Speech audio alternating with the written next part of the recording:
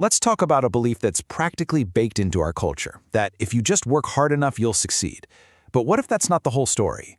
What if that idea is actually a delusion? Today, we're going to unpack that and explore a much more powerful alternative. All right, let's get real for a second. Does this sound familiar? You're working your tail off, putting in crazy hours, you're totally drained, that you feel like you're stuck in the mud, just spinning your wheels? If that hits close to home, trust me, you are not alone. And there's a name for this feeling. It's the trap of mindless hard work.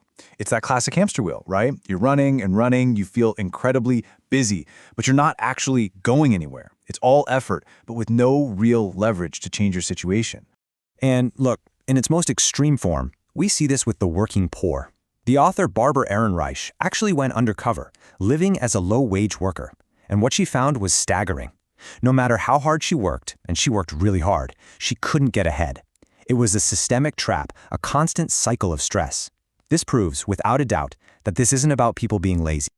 So that really begs the question, right? If just pouring in more hours, just grinding more, isn't the solution, then what in the world is? Well, to figure that out, we have to make a really important distinction.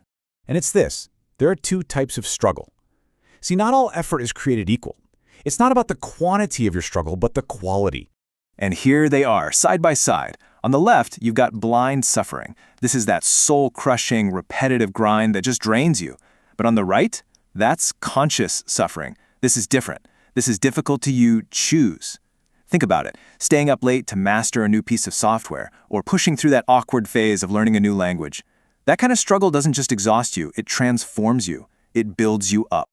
So, the key is to get more of that conscious suffering in your life.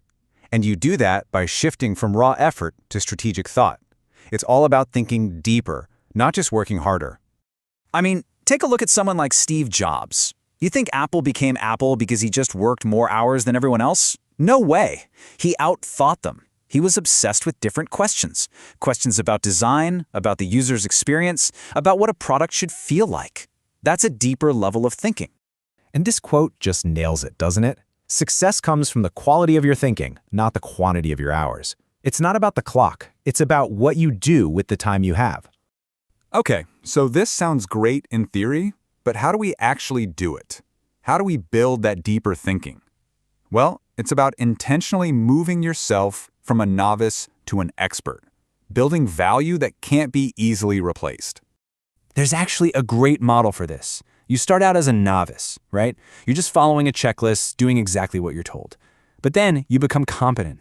You start to see the bigger picture. Then proficient, where you can act on your gut. And finally, you become an expert. And an expert doesn't just follow the rules. They can solve problems no one has even seen before. That's where irreplaceable value is created. And this is so important to understand. You are not paid for your hours, but for the value of your decisions. Think about that for a second. One great decision from an expert can be worth more than 1,000 hours of grunt work from a novice. Your true value is in your judgment. But there's a catch. You can be an expert. You can have all these amazing skills, but if you're pointing them in the wrong direction, what's the point? This is where we have to talk about choosing your direction and breaking free from just, well, momentum. So let me ask you this, and be really honest with yourself. Is your life driven by momentum, or is it driven by choice? Are you doing what you do every day because you've consciously chosen to, or is it just what you did yesterday? Are you on autopilot? Because here's the scary part. If you don't have a destination, all of your hard work might just be taking you further and further away from the life you actually want. It's like sprinting full speed in the wrong direction.